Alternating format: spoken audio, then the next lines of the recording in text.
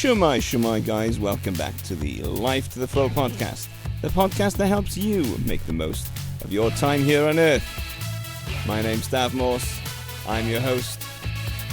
It is my job to scour the world, to bring you inspiring stories from my life. No, I'm kidding. Inspiring stories from all around the world, but it is actually my life today. It is my job to provide thought-provoking questions, thought-provoking things for you to consider that might make your life better in some way. I am so glad to be back on the airwaves, and it is heartwarming to know that some of you have messaged me saying, looking forward to the next episode coming out, can't wait for the next one, so that is very much appreciated. I did something the other day, and I think it's pretty cool. And it's been something that I've wanted to do for a long time. And as soon as I did it, I thought, yes, there is a life lesson here. Actually, there's two life lessons here. And I immediately wanted to share them with you, dear listeners. It was the first thought that came to my mind. I'd achieved this cool thing that I'd wanted to do for a long time. And I thought, I need to share this. Not for my own benefit, not so that you can think there's a cool guy, but so there's something that you can take away from this.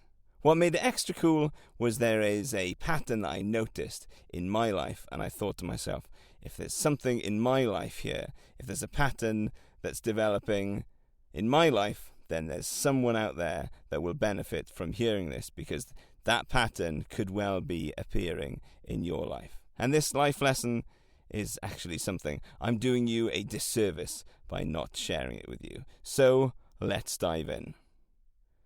It started with a chat with one of the youngsters at the gym that I go to in the sauna. I say youngsters, he's probably early 20s. And every Friday I chat to this guy, same guy. We chat in the sauna, and he just casually dropped into conversation that he'd done a muscle-up. Now, for those of you unsure about what a muscle-up is, it's like a pull-up, but instead of pulling yourself up so that just your chin is over the bar, you pull yourself up and your whole body is over the bar, so the bar is basically sitting at your waist. So imagine pull-up, but going all the way up through until you're up and over the bar. He thought, I'm just going to try it. And I did it. So that was his version of events. And I said, hey, that's pretty cool. I've been trying for ages to do a muscle up. It was on my goals for 2024. And he said, you could totally do it. Now, like I said, I'd been wanting to do one for ages. And technically, I did manage one last year in 2025. But I'm kind of not really counting it because I was starting at the top of the muscle up.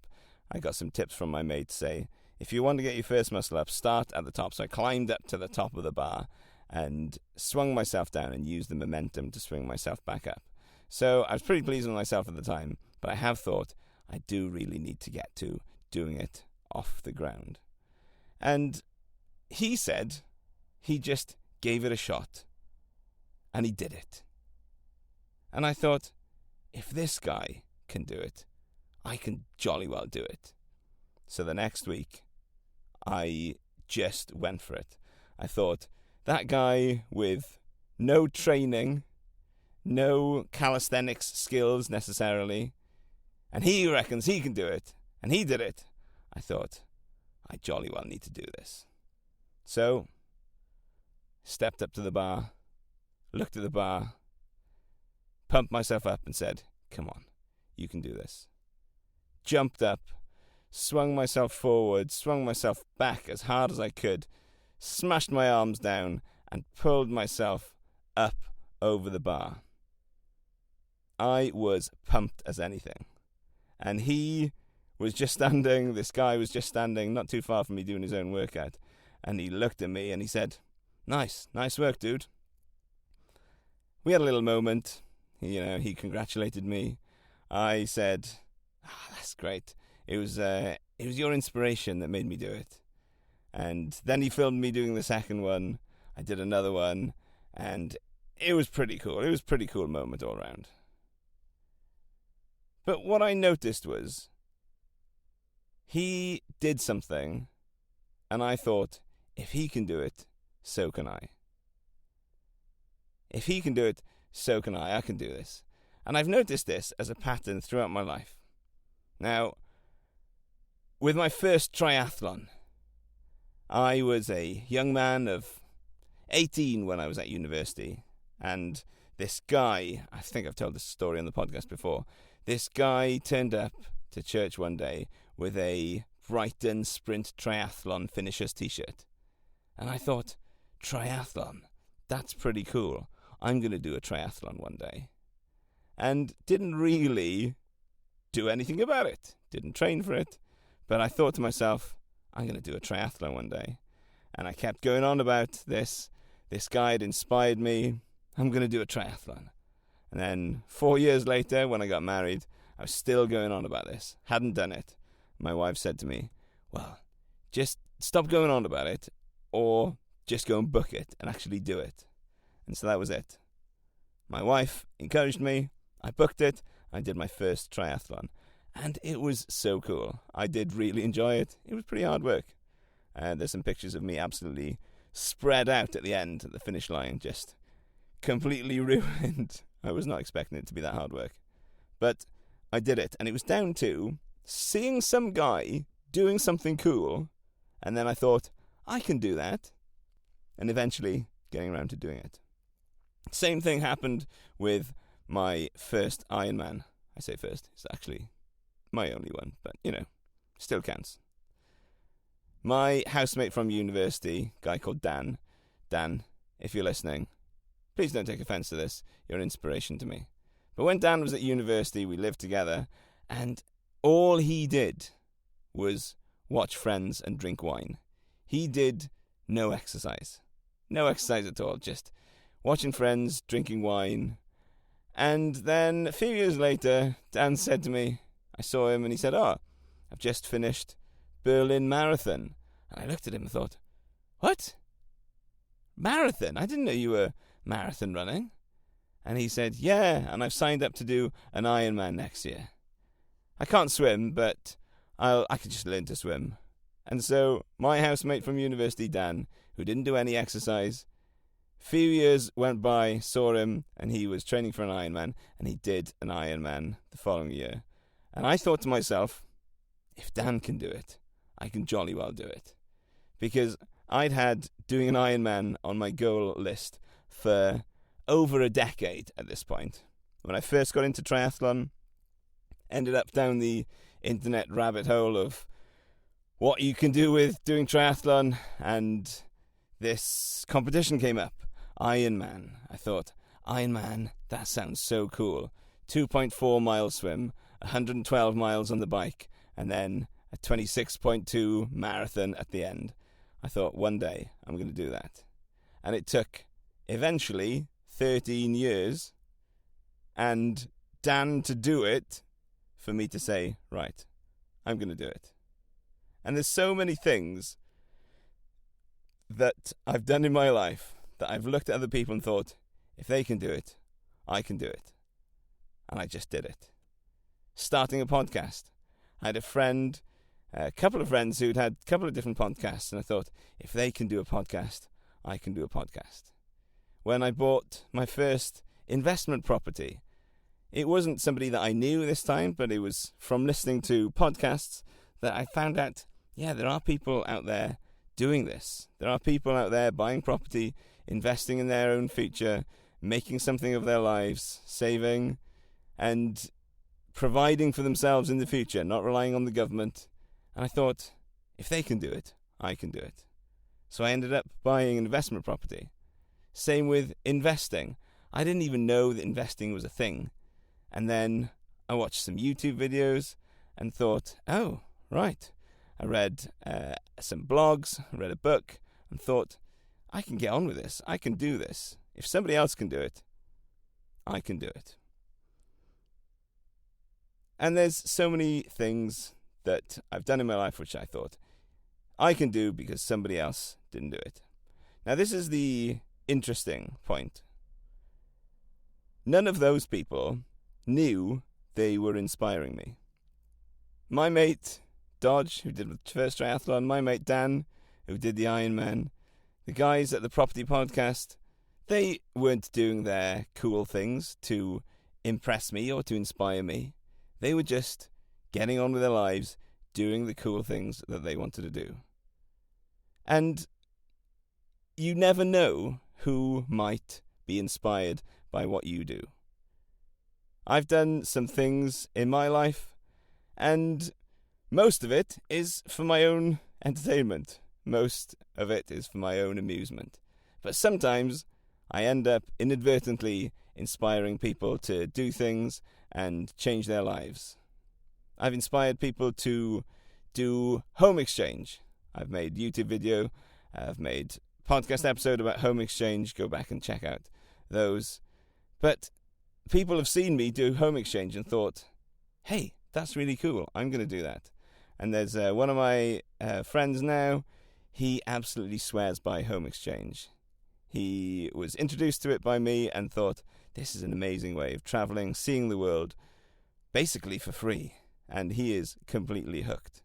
I've inspired people about investing. It's always amazing to hear people who have listened to the podcast, who've watched my YouTube videos and said, oh, I started investing because of you and what you've said on your podcast. I've inspired people to bake bread.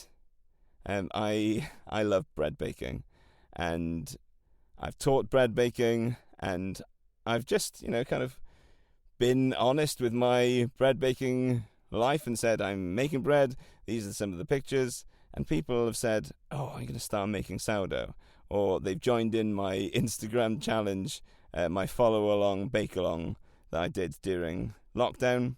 People have taken up bread baking or retaken it up because of the stuff that I've done. Back in March, I put out an episode called Whom You Marry is the Second Most Important Decision You'll Make. And in that episode, I made the case for getting married at a young age. And it was one of the most heartwarming pieces of feedback that I've got on the podcast. A woman got in touch with me saying, my son's only 21 and he's getting married this summer. And your encouragement in that podcast was really beneficial to me. It really reached me at an important time in my life where I was facing the situation where I was thinking, I don't want my son to get married so young, but he seems set on it. And she really was grateful that I'd kind of laid out a path forward for her son and for her to kind of get behind. And it was really, just inspiring to get that feedback on the podcast. Like I've said, none of the people that inspired me to do the cool things that I've since done were setting out to inspire me. And in some ways, it's not entirely true. When I post things online, when I post pictures of my bread, when I post investment advice, not investment advice, generic, take it or leave it, do your own research kind of advice. You know what I'm saying, if the FCA are listening. In some ways, I do kind of expect people or hope people that will take some inspiration from me. But for the most part, people will look around, see other people doing cool things, and be inspired by it. And so, here's some encouragement to you. Go out there and do cool stuff in your life. Go out, take a trip. Go out and start a YouTube channel.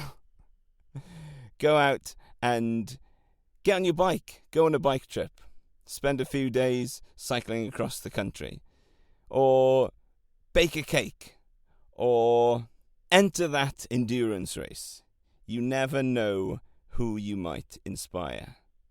And your life might be making other people's life a little bit better. Extend your influence. Put it out there. Tell people what you're doing so that they can be inspired.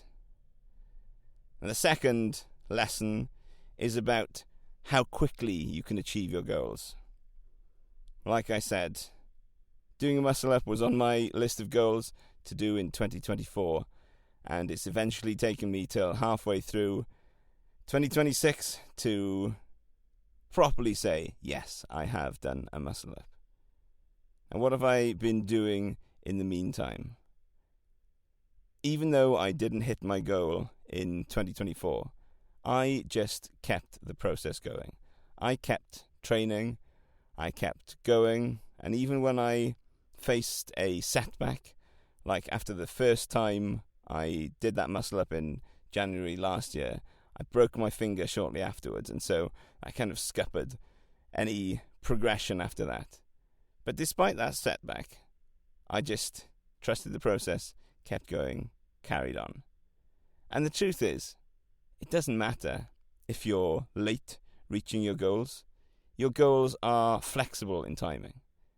If you have a goal to be financially independent by age 30, does it really matter if you're financially independent by age 35 or 40? If you have a goal of finding a spouse, does it matter if you don't find a spouse by 25 or 30 or 35? Trust the process. Both the muscle up and the Ironman goal were goals that I'd had for a long time. 13 years from start to finish for the Ironman. But I kept going. I didn't give up. And the same encouragement is here for you. Keep going towards hitting your investment number, whatever that might be. Keep going if you've got a goal to buy a house or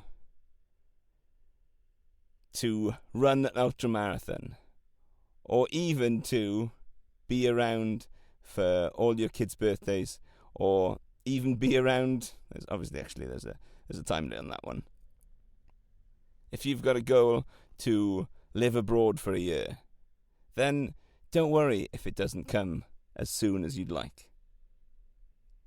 Just keep going, trusting the process. So let me ask you, what is a goal that you've given up on? What is a goal that you thought you'd never achieve, or that even you missed your deadline for doing? Oh, another one. Played international basketball, didn't I? That was a goal since a child, playing international sport. I thought I'd definitely given up on that one. But then, ask me again about that story. Call-up came for the Wales over 40s team. And international cap. It's pretty cool. So never give up. What's the goal that you've given up on that you can rekindle?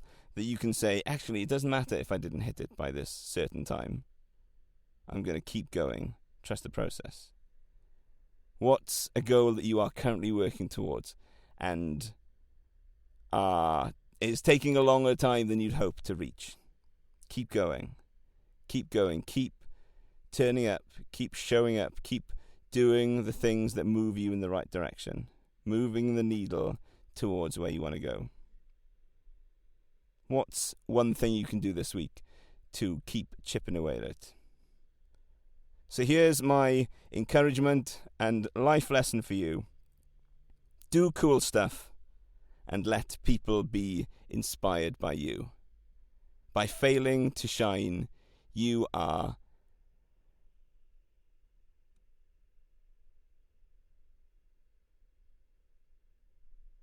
depriving the world of seeing how cool you are, and depriving the world of an opportunity to look at you and think, if they can do that, I can do that too. So go out there, do cool stuff, inspire people. It's been a pleasure being back on the airwaves. I've got an exciting interview coming up for episode 100, which is just around the corner now. So look out for that one. Till next time, peace out.